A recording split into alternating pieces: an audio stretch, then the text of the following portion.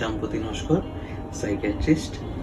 আসুন আমরা আজ সাইকিয়াট্রি নিয়ে আমাদের যে মনের মধ্যে প্রশ্নগুলো থাকে, সাইকিয়াট্রি মাথায় দেয় না গায়ে মাখে, সে ব্যাপারে খুব কমন কোশ্চেনগুলো নিয়ে একটু ডিসকাস করি।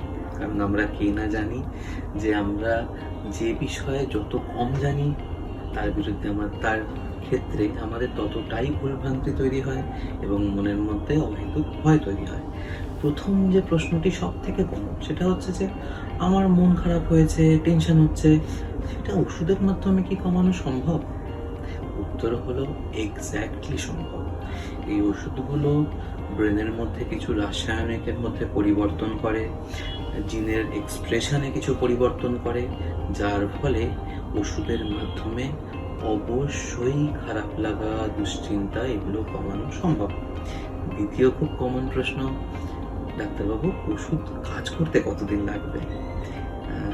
আনফর্চুনেটলি সাইকিয়াট্রির ওষুধগুলো কিন্তু বাকি অসুখের মতো 1-2 দিনের মধ্যে কাজ করে না।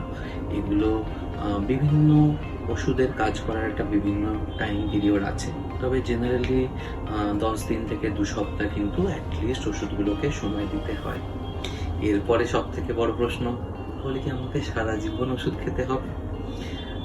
কিছু কিছু অসুখে হতে পারে যে দীর্ঘদিন ওষুধ খেতে হতে পারে, এবং কিছু অসুখ এরকম আছে যেখানে হয়তো 9 মাস 1.5 বছর ওষুধ খাওয়াটাই মোর দ্যান এনাফ। এরপরে আরেকটি বড় প্রশ্ন যে ওষুধ খেলে তার সাইড এফেক্ট বোধহয় প্রচুর সাইকিয়াট্রিক ওষুধের, এরকম একটি ধারণা কিন্তু আমাদের মধ্যে আছে। সব থেকে ইম্পর্টেন্ট ব্যাপার যেটা আপনাকে জানাতে হবে যে এখন কিন্তু সাইকিয়াট্রিক মেডিসিন অনেক ডেভেলপড, এক্সট্রিমলি সেফ ওষুধ আছে যেগুলো আমরা অন্যান্য বড় বড় অসুখ, যেমন ধরুন কিডনির সমস্যা বা লিভারের সমস্যা, এইসব ক্ষেত্রেও কিন্তু দেওয়ার মতন ওষুধ পাওয়া যায়। তাই ঘাবড়ানোর কোনো কারণ নেই, সাইড এফেক্ট নিয়ে অহেতুক দুশ্চিন্তা করার কোনো কারণ নেই।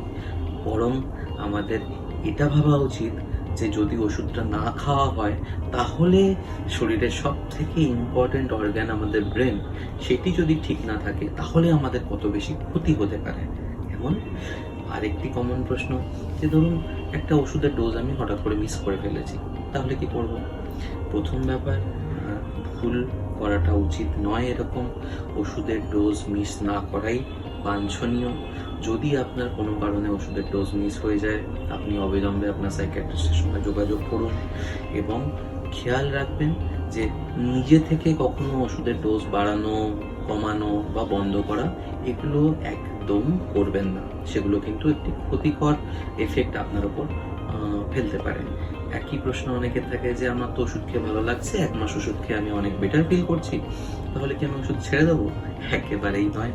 ওষুধটি আপনি কন্টিনিউ করবেন যতদিন না আপনার সাইকিয়াট্রিস্ট ওষুধের ডোজটিকে কমিয়ে ট্যাপার ডাউন করছেন বা আপনাকে সেভাবে গাইড করছেন, ততদিন কিন্তু আপনি ওষুধটা ঠিকঠাকভাবে খাবেন।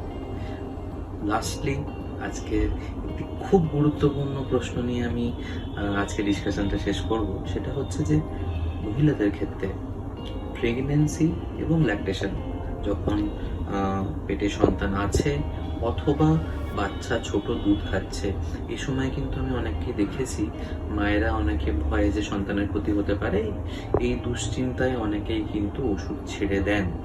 এটা কিন্তু সন্তানের জন্য ক্ষতিকর হতে পারে।